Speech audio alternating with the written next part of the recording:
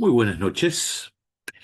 Tal como lo habíamos dicho, vamos a compartir este espacio para conversar algunas cuestiones adicionales sobre esta problemática que nos reúne, que es el diseño de la organización, que como en algún momento nos lo hemos propuesto como hoja de ruta, perseguimos detrás de esto la finalidad de poder pensar una organización más competitiva para el mundo contemporáneo y, como habitualmente lo decimos, para lo que sigue después, en esta idea de que ese futuro que muchas veces visualizamos como algo lejano es algo tangible, es algo cercano, es algo que ya está invadiendo nuestra cotidianeidad y que a partir de esas grandes tendencias que configuran el mundo, nos van transformando todas nuestras organizaciones, cualquiera sea el tamaño que tenga y aquello a lo que se dediquen.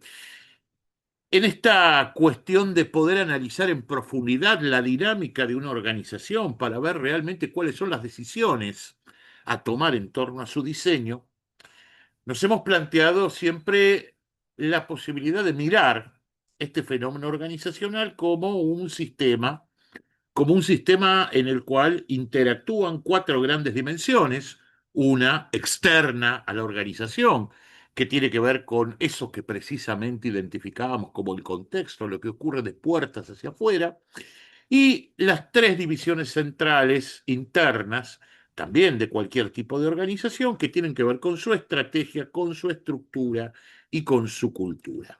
Aspecto en el cual nos vamos a concentrar fundamentalmente en este espacio de hoy. Decíamos que la estrategia, simplemente para poner sobre la mesa los conceptos centrales que hemos venido trabajando, decíamos que la estrategia es en definitiva la forma en que una organización se adapta a los estímulos del contexto y trata de sobrellevar los obstáculos que él mismo le propone para poder cumplir en definitiva con sus objetivos, para poder asegurar su supervivencia y también, por supuesto, su crecimiento, su prosperidad. El problema es que decíamos es que en torno a este conjunto de decisiones que habitualmente llamamos estrategia, cuando llega el momento de la ejecución, de su desarrollo, de su puesta en marcha, nos encontramos con esta cuestión que llamamos habitualmente las brechas estratégicas. ¿Qué significaba esto? ¿Qué representaba esa idea de una brecha estratégica? Que naturalmente va a haber un desvío en la implementación de aquello que concebimos como mecanismos de respuesta a ese contexto externo a nuestra organización.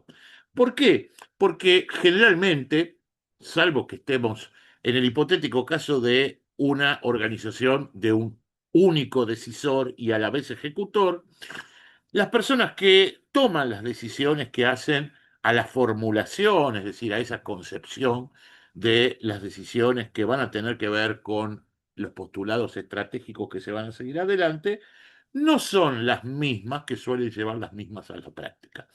Y más allá de el nivel de profesionalidad que pueda llegar a tener cada uno de esos encargados de la ejecución, en definitiva, estamos hablando de personas que tienen distintos perfiles, interpretaciones, sus propias miradas, sus propias formas de entender los aspectos operativos y naturalmente se van a generar diferencias. Esto a priori no es ni bueno ni malo, salvo que esas diferencias se conviertan realmente en desvíos muy marcados que distorsionen por completo el rumbo que se pretende seguir. La respuesta natural de toda organización para poder cerrar, por decirlo de alguna manera, o cuanto menos minimizarlas, las brechas estratégicas nunca se van a cerrar, pero por lo menos minimizar su efecto es diseñar aquello que llamamos la estructura de la empresa. La estructura de la empresa no es otra cosa que ese conjunto de decisiones que estamos previendo para asegurar un buen flujo operativo dentro de ella y que en definitiva, precisamente, esas decisiones superiores que se han tomado se lleven a cabo de la manera más simétrica posible con la intencionalidad que las guiaba. La estructura, si tuviésemos que definirla formalmente, decíamos, no es otra cosa que entonces el diseño de los flujos de trabajo de una organización que comprende tres grandes aspectos: la asignación de funciones, de tareas y de responsabilidades, lo cual en términos prácticos significa quién va a hacer cada cosa, cuáles van a ser las responsabilidades y en un determinado momento también cómo se va a organizar esos flujos de trabajo en sí mismos. A propósito de estas cuestiones que habitualmente nos planteamos respecto de cuál es la organización requerida, cuál es el diseño que realmente puede responder a esas cuestiones que decíamos sobre los grandes cambios del contexto. Decíamos que en general, y más allá del ayornamiento que nos parezca que las organizaciones han tenido durante los últimos años, durante las últimas décadas inclusive, en realidad la lógica de la mayoría de las organizaciones sigue siendo la misma que hace un siglo, porque conforman, algunas con mayores o con menores innovaciones, conforman esto que ese clásico autor canadiense Henry Mintzberg llamaba una burocracia mecánica. Una burocracia mecánica es el modelo organizacional dominante durante todo este paradigma aún vigente que caracteriza aquello que llamamos la era industrial.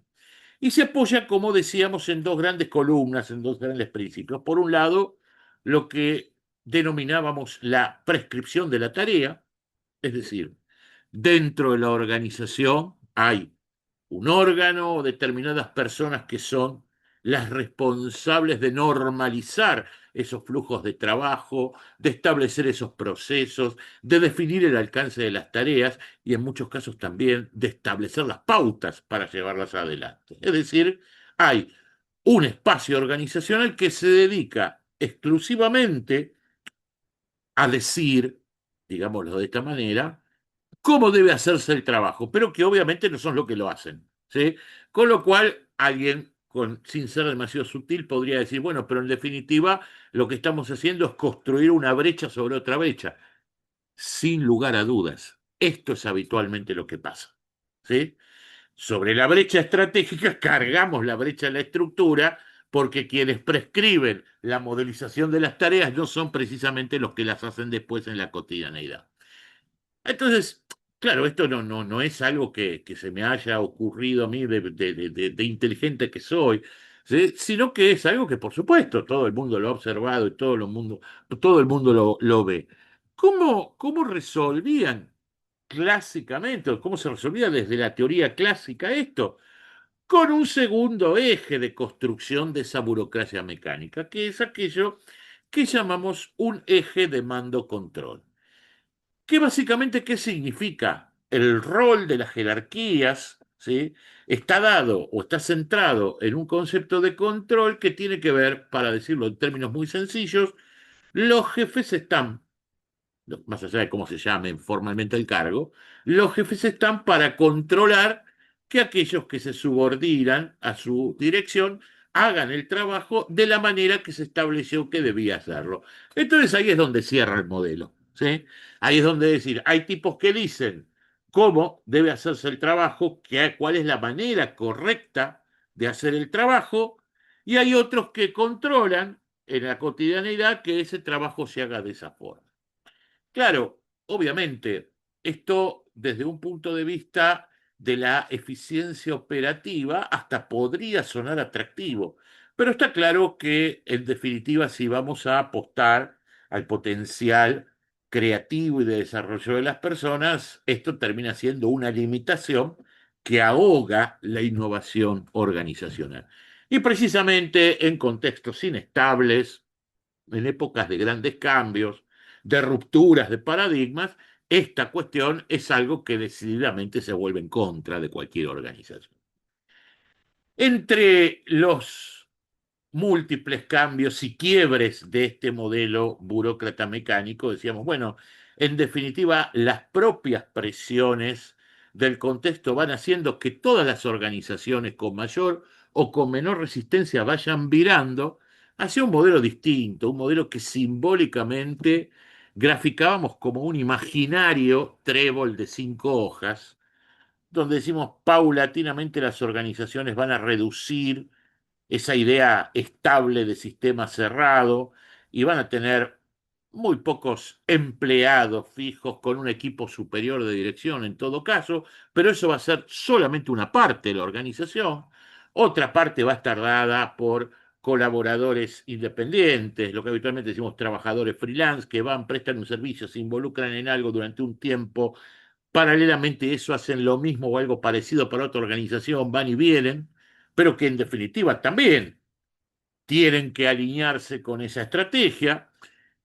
Funciones que directamente aparecen tercerizadas en otras organizaciones, procesos que son co-creados e intervenidos en muchos casos en forma directa con clientes y otros stakeholders. Y como si esto fuera poco, aparece ahora la novedad del momento y probablemente de los próximos años de agentes autónomos de inteligencia artificial que de alguna manera también operan como si fueran una parte distinta de la organización. Esta complejidad es la que hay que resolver. Pero, por supuesto, decíamos que a propósito de un concepto que utilizamos permanentemente, que es el de transición, no todas las empresas, no todas las instituciones, cualquiera sea su naturaleza, atraviesan el mismo grado de evolución como para poder decir, hago un salto al vacío dentro de esta transición entre paradigmas e inmediatamente me zambullo en esa idea del trébol, porque seguramente hay un montón de condiciones estratégicas y estructurales que lo limitan. Habíamos analizado conceptos habituales de diseño honesto en términos de los tipos de departamentalización, es decir, de agrupamiento de tareas que podemos utilizar, de qué manera vamos a plantearnos las jerarquías y los niveles de autorización más centralizados o descentralizados que pueden surgir de ella, y también, por supuesto, cuál iba a ser el concepto imperante en el diseño de esos procesos, es decir, qué tan prescriptivos, qué tan normativizados se iban a presentar, o si en todo caso iban a ser hojas de rutas orientativas que iban a generar espacios para que las personas, en definitiva, se desempeñaran con la mayor autonomía posible.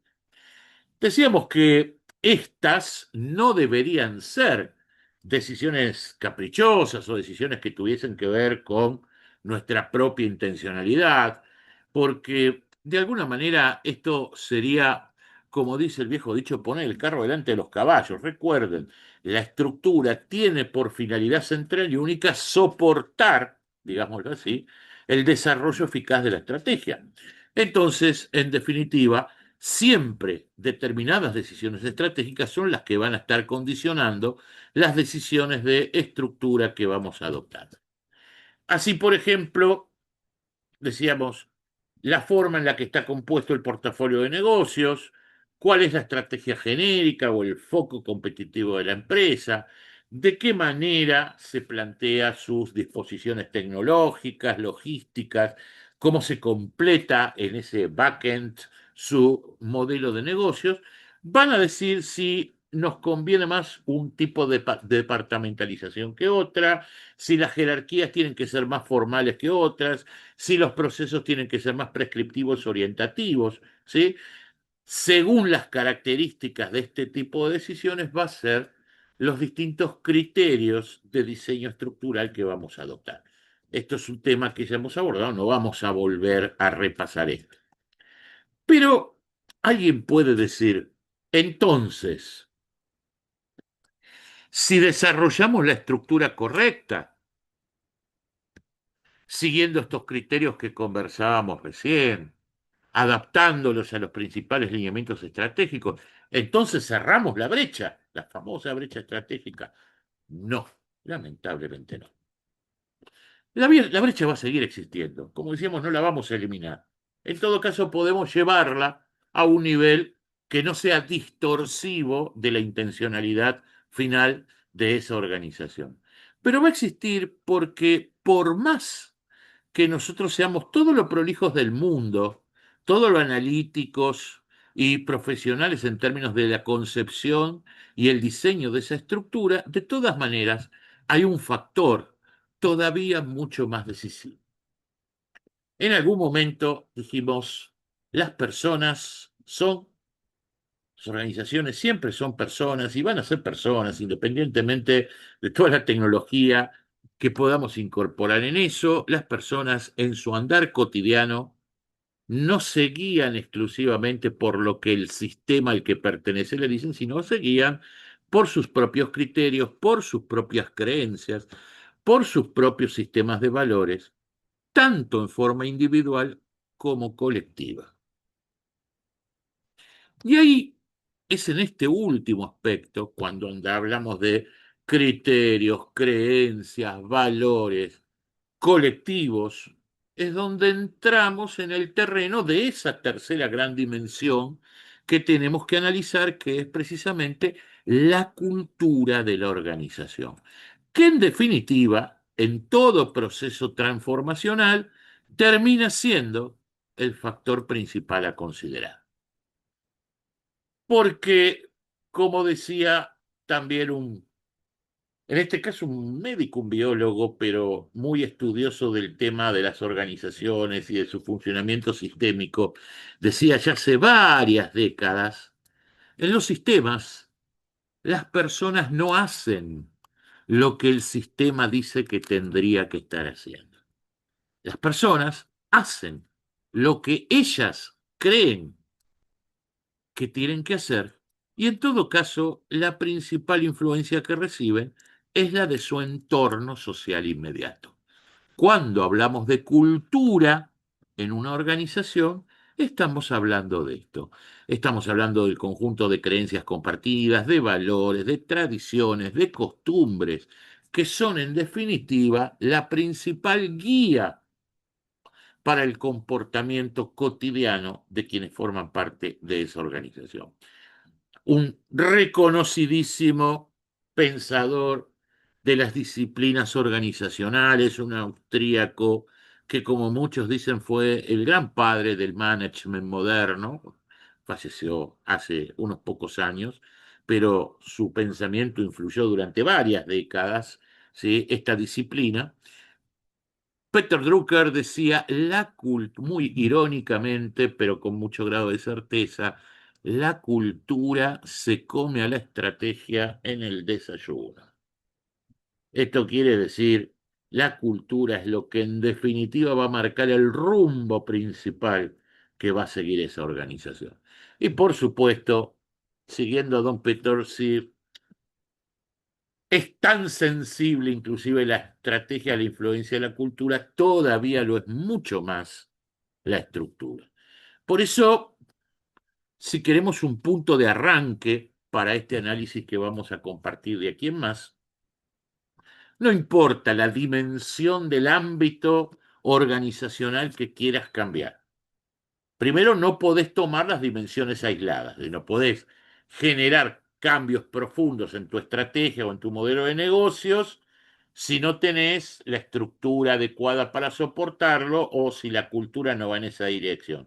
Y lo mismo podríamos decir entrando por cualquier dimensión. Cuando se trata de generar una transformación profunda en cualquier organización, vos tenés que operar sobre todas las grandes dimensiones que dan su dinámica.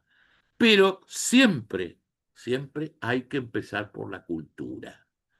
Primero, porque en términos de comportamiento humano, como decíamos recién, es lo que realmente define ese rumbo del día a día. Y segundo, y en esto probablemente no sea demasiado original, porque es lo que más tiempo lleva de cambiar.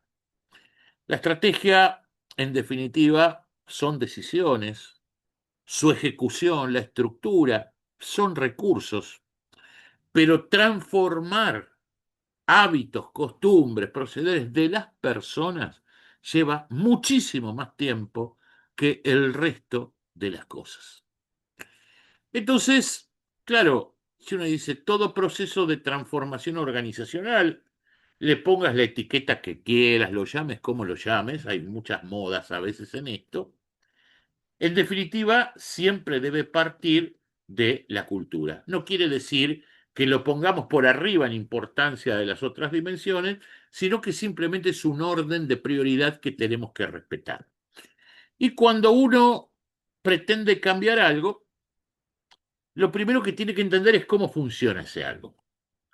Entonces, transformar la cultura organizacional implica ante todo comprender cómo y de qué forma se plantea la misma, nace, se desarrolla y cuáles son sus componentes.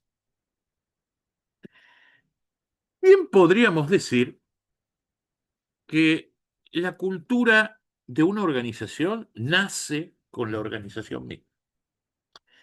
La cultura de la organización tiene su gen en el origen de ella, en el pensamiento, en la creencia, en los hábitos, en la forma de concebir el negocio y el trabajo de sus fundadores. Si nosotros imaginásemos el nacimiento de cualquier organización como el emprendimiento de una persona, diríamos que hay una identidad absoluta entre la cultura de esa persona y la cultura de esa naciente organización. Obviamente, a medida que esa organización va creciendo y va incorporando otras personas, comienzan a aparecer otros elementos que forman parte de este fenómeno que llamamos cultura y que son los que tenemos aquí en este esquema de análisis que vamos a seguir. Vamos a plantearnos, ¿sí?, en esa idea de la empresa de uno que de a poco va creciendo y va sumando nuevas personas. Es decir, en definitiva, la cultura tiene que ver con las interacciones sociales que se producen dentro de ese marco organizacional. Y en definitiva, cuando durante bastante tiempo, hasta que esa organización alcanza un determinado tamaño, la cultura sigue estando marcadamente influida por el pensamiento, la mirada, las creencias, los valores de los fundadores.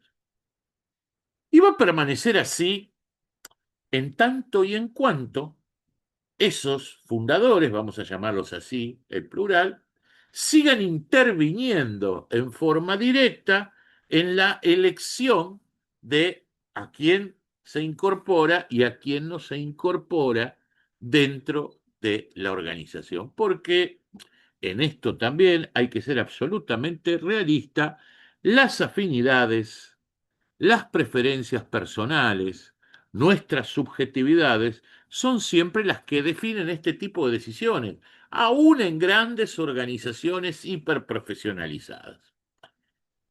Mientras los fundadores sigan tomando este tipo de decisiones de quién entra y quién no, la cultura va a permanecer casi inmóvil desde sus orígenes y va a comenzar a formar en la medida en que esos fundadores se vayan desprendiendo de ese rol de reclutadores selectores de nuevos integrantes de la organización, va a comenzar a formar pequeños matices. Vamos a llamarlo así.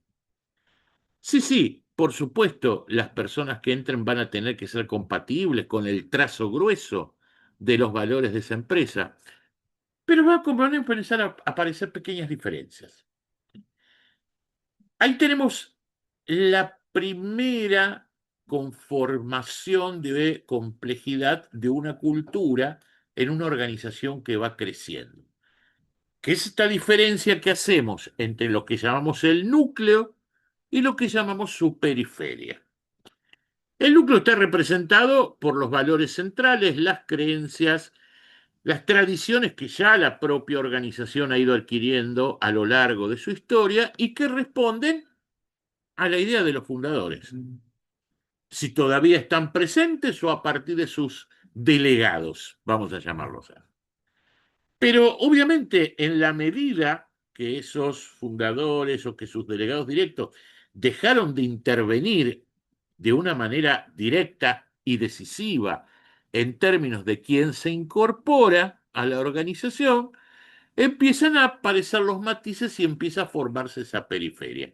A ver, para plantearlo en términos prácticos, ¿sí? Y hasta cuantitativos, si lo quieren, en una organización pequeñita, ¿sí? En una organización, como decimos, en una MIPYME, en la cual habitualmente decimos hay 10, 15 personas que trabajan en ella, probablemente a todos y a cada uno de ellos los haya elegido personalmente el dueño o quien fundó esa empresa. Y durante bastante tiempo va a permanecer así. Luego esto, en la medida que esa organización siga creciendo en términos de cantidad de personas que intervienen en ella, paulatinamente se va a empezar a tomar distancia y en todo caso se va a intervenir en la elección de determinadas funciones, pero ya empiezan a darse otros mecanismos de incorporación que tiene a los integrantes de ese núcleo alejados de la decisión final.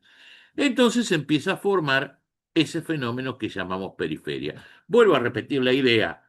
Sí hay un alineamiento con el trazo grueso, con los valores centrales, pero comienzan a haber matices. Esa periferia es absolutamente móvil.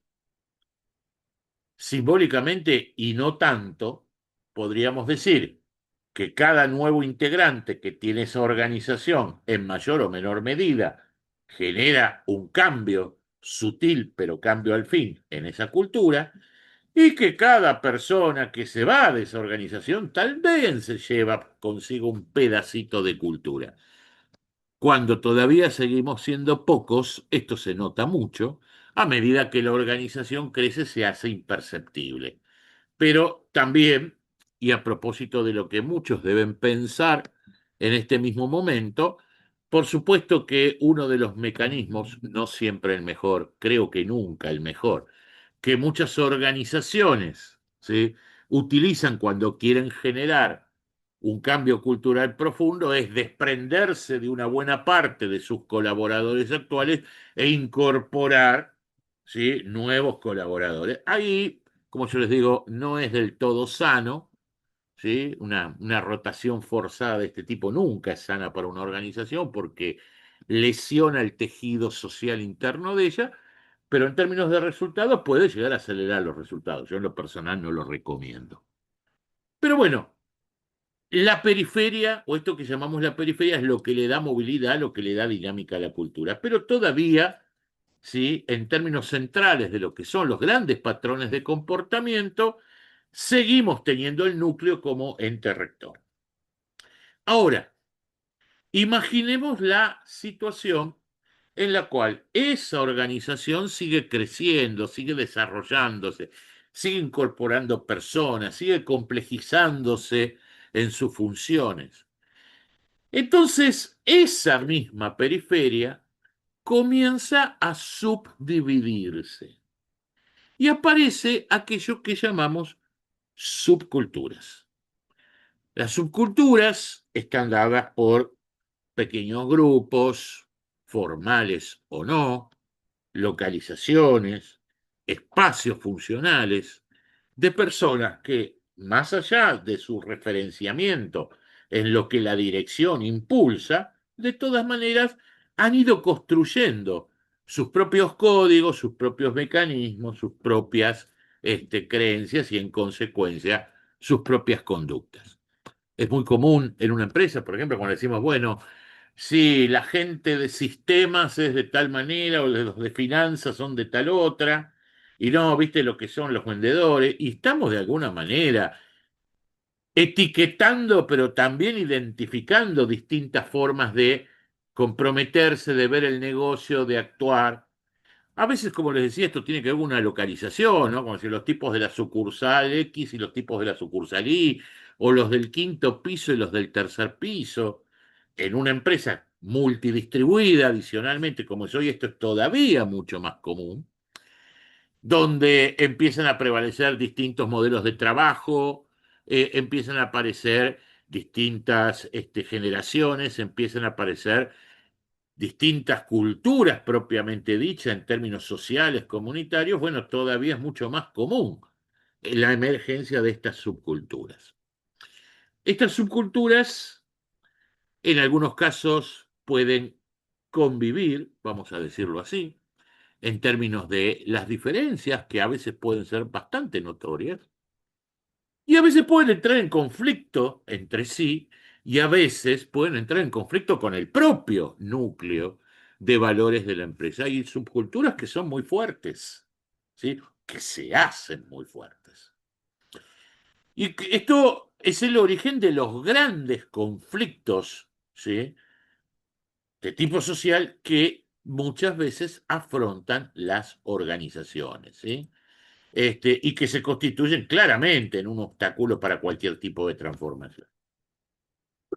Ojo, a veces la necesidad de transformación surge de la necesidad, valga la redundancia, de neutralizar los efectos de alguna subcultura que se ha tornado especialmente negativa. A veces es el propio núcleo de la cultura el que necesita remozarse, transformarse, ser desplazado también en muchas ocasiones. Siempre la dinámica entre las distintas subculturas es el factor que genera esas brechas estratégicas de las que hablábamos, que atrasan los cambios estructurales y que en definitiva refuerzan esa idea que nos planteábamos al principio acerca de la necesidad de empezar a transitar un proceso de cambio por este terreno. Las subculturas tienen sus liderazgos, que pueden ser o no formales. Estos liderazgos, ¿sí? Formales o no, generan influencias sobre ese andar cotidiano, y esto no tiene que ver, por supuesto, con la línea jerárquica, ¿sí? Va mucho más allá de eso. Esos liderazgos generan alianzas explícitas o implícitas, y todo hace que, a partir de esto, y es un elemento que nunca podemos perder de vista, la cultura de una organización, no siempre está definida solamente en términos de valores y de creencias compartidos o no, sino que la cultura también está definida y define a su vez un sistema de poder. Entonces, cuando nosotros hablamos, vamos hasta aquí con la línea de pensamiento que veníamos trayendo, decimos, si yo quiero evitar que mi estrategia tenga brechas, tengo que diseñar una estructura que sea acorde, pero como la organización es un sistema, tengo que pensar en todas las dimensiones y la cultura pasa a ser la dimensión más influyente porque es la que más tiempo tarda en transformarse. Y decimos ahora que la cultura está formada por una serie de valores, creencias, tradiciones, pero también por un sistema de poder.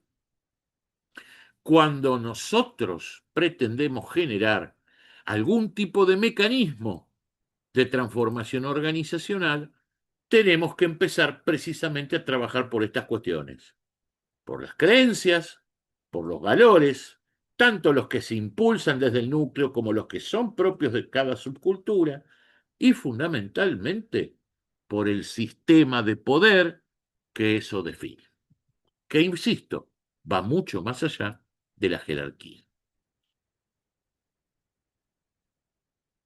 Transformar la cultura de una organización, insisto en esto, implica entonces un cambio en creencias, valores, liderazgos y relaciones de poder. Cuando nosotros nos planteamos la gestión del cambio cultural, hay un fenómeno que es el primero que salta a la vista, que no por ser permanentemente mencionado, referido, es tenido en cuenta, que es aquello que llamamos la resistencia al cambio.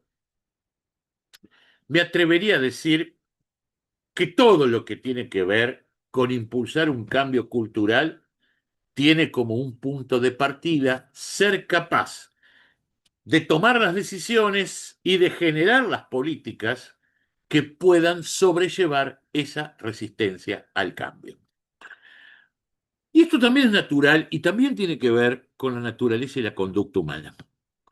Como decimos muchas veces, los seres humanos, al igual que cualquier ser viviente, estamos preparados para el statu quo. Es el statu quo lo que garantiza nuestra supervivencia, lo que históricamente ha garantizado nuestra supervivencia. Por eso, en las ciencias de la conducta se habla muchas veces de esta idea de la zona de comodidad.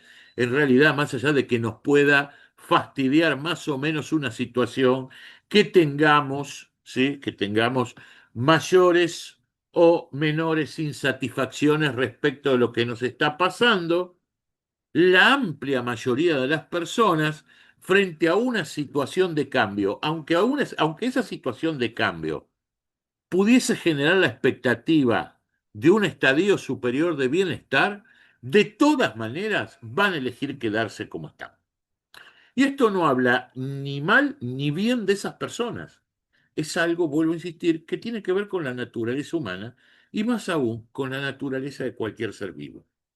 Por lo cual, nos guste o no, lo querramos o no, este fenómeno de resistencia al cambio va a existir siempre.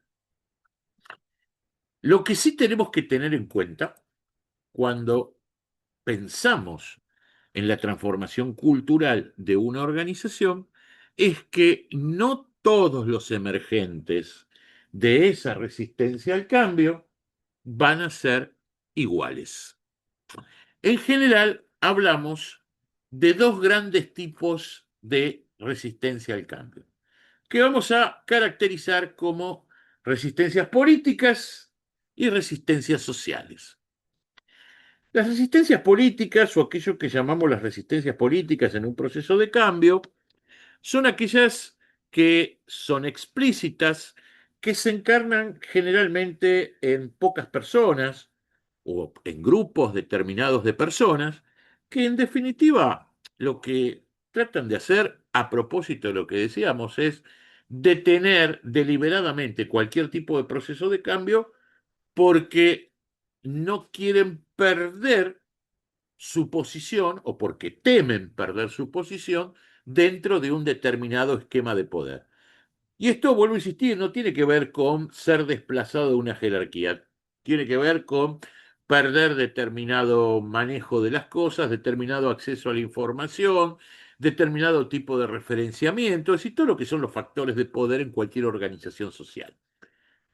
Las resistencias políticas es lo primero que tenemos que atacar, porque como decíamos, es una resistencia explícita y activa que en muchos casos se traduce directamente y llanamente en sabotaje. Sabotaje no necesariamente como un acto físico del tipo que te va a salir a romper algo. Sabotaje en términos emocionales, ¿sí? Son los tipos que se hacen ecos de todo rumor, que conspiran, que hacen politiquería dentro de la empresa, que tratan de boicotear deliberadamente determinado tipo de acciones. Bueno, esto es lo primero que hay que tratar de afrontar. Ojo que no es un proceso fácil, no es la cuestión, una vez que lo desidentifiqué, los hechos. No es tan lineal. No es tan lineal porque, como decíamos muchas veces, esos actores que tienen que ver con la resistencia política son, encarnan el liderazgo de determinado tipo de subculturas y hay temas en los cuales el conflicto escala muy rápidamente y genera consecuencias muy negativas. ¿Sí? No es tan sencillo. Siempre que sea posible, hay que tratar de encontrar soluciones cooperativas para esto, ¿no? En el buen sentido, negociar con esos actores activos, ¿sí? De esa resistencia política para que o se reencaucen, ¿sí? Dentro de la nueva conformación cultural que la organización trata de crear, o en todo caso se aparten o cejen en su actitud por voluntad propia en términos de determinados mecanismos de compensación que podamos generar. Obviamente, si el proceso cooperativo no funciona, deberemos ir a un espacio confrontativo que puede ir desde el desplazamiento interno hasta el desplazamiento externo. Pero esto debería ser lo último a llegar, ¿sí? Siempre cuando se desatan este tipo de conflictos, son muchísimo más beneficiosos el poder resolver una solución colaborativa, aún con aquellos actores de esa resistencia tan feroz que puede darse en algunos momentos. Todo sea por preservar la buena salud del tejido organizacional. Lo que sí está claro que esto que llamamos resistencia política, cualquiera sea la forma en la que se exprese y las personas que la encarnen, es lo primero que hay que abordar. Hasta que no resolvemos el tema de las resistencias políticas, no vamos a poder seguir avanzando. O si seguimos avanzando, lo vamos a hacer con un costo mayor, ¿sí?, del que podría afrontarse en una situación más normalizada. Pero ahí no se acaba el tema de la resistencia al cambio, porque hay una resistencia al cambio mucho más generalizada, tal vez implícita, pero mucho más masiva, que en definitiva tiene que ver con todas las personas, en mayor o menor medida, que forman parte de esa organización, o por lo menos con una gran mayoría de ellas. Siguiendo la lógica estadística de aquello que habitualmente llamamos una distribución normal, yo digo, siempre en cualquier tejido organizacional te vas a encontrar con una pequeña proporción de personas que naturalmente están predispuestas a ser innovadoras, a abrazarse a los cambios, a tomar la iniciativa, pero son una porción muy chiquita. Te vas a encontrar con otra porción de las personas que, como decíamos recién, hagas lo que hagas, de todas maneras, se van a oponer activamente, que encarnan eso que recién analizábamos como resistencia política. Es una porción pequeña, pero dañosa. Pero el grueso, todo lo que está en el medio, vuelvo a decir, si fuera como estarito, el 70% de las personas no van a estar ni en uno ni en otro bote de los que decíamos recién. Van a estar en la lógica postura humana de expectativa de ver, che, a ver qué es lo que pasa, y también con el temor de abandonar sus zonas de comodidad. La resistencia al cambio, que es mucho más de tipo social, que es mucho más generalizada, ya no depende de acciones individuales o de acciones hacia individuos que nosotros tomemos, sino que depende de la consistencia y de la coherencia de determinadas políticas que esa organización desarrolle para acompañar el proceso de cambio.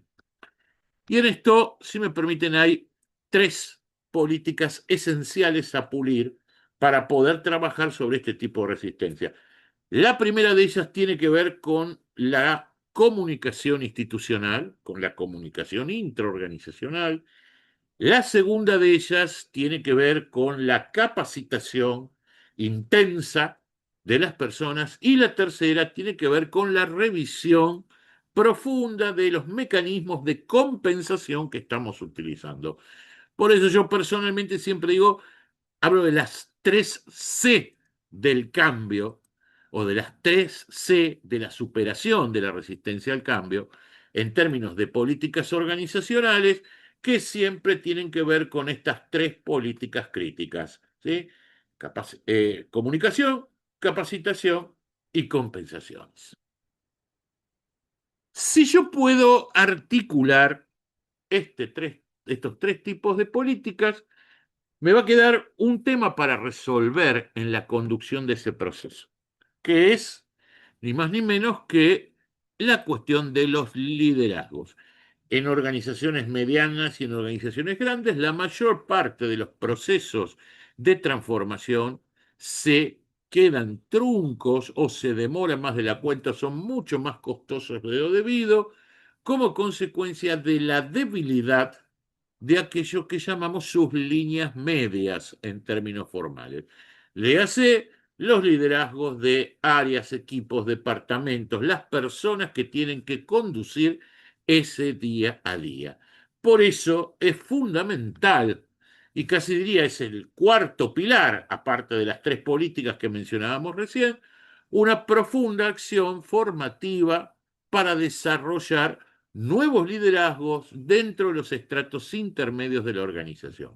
Los grandes cambios, si me permiten que lo enuncie así, lo pueden concebir, lo pueden enunciar, lo pueden tratar de impulsar la alta dirección, pero lo terminan concretando las líneas medias organizacionales. Y es ahí donde tenemos que poner el principal foco de desarrollo. Si nosotros trabajamos en definitiva de una manera articulada estas cuestiones, le damos los tiempos necesarios a la transformación de la cultura, nos va a resultar muchísimo más fácil poder avanzar hacia la transformación en conjunto de esa organización y entonces sí poder aproximarnos a ese modelo de organización dinámica del que hablábamos al principio y poder cumplir con el principal logro que detrás de toda perspectiva de diseño organizacional se encuentra, que es poder utilizar el diseño como una verdadera arma competitiva. Que la propia concepción del funcionamiento de la organización no solamente soporte el desarrollo de nuestra estrategia, sino que la potencie. Y para eso deberíamos introducirnos en un concepto muy actual en este terreno, que es ya no el de estructura organizacional, sino el de arquitectura organizacional. La arquitectura como concepto de diseño organizacional, esta expresión que obviamente es metafórica, de la arquitectura como concepto de diseño organizacional, pasa precisamente por poner por delante los aspectos que tienen que ver con el capital humano y construir, en todo caso, la estructura detrás de ellos. Mark Herstein, uno de los primeros en utilizar este concepto, Mark Herstein del famoso Instituto Tecnológico de Massachusetts, decía o decía la arquitectura organizacional, obviamente tomada como metáfora, es el arte de dar forma al espacio de las organizaciones conforme a las necesidades y aspiraciones humanas. Y este concepto de estructura nos dice que, en definitiva, cualquier diseño que pretenda constituirse en una arma competitiva tiene que articular 6 grandes aspectos: las personas, con los procesos, con la tecnología, con el perfil del management, vuelvo al tema de los liderazgos, con los valores y por supuesto también con las propias influencias socioculturales del entorno. Trabajar en la modelización de una verdadera arquitectura organizacional implica tener una perspectiva mucho más amplia de cómo diseñamos un organigrama o atribuimos funciones o agrupamos tareas o diseñamos procesos, tal como lo hacíamos en ese viejo paradigma. Pero vamos a seguir conversando sobre esta cuestión de la arquitectura organizacional en un próximo encuentro que tengamos. Hasta aquí, ese tercer factor de análisis como condicionante de nuestro diseño, que es esa historia de la cultura, su formación y las posibilidades de transformación de ella.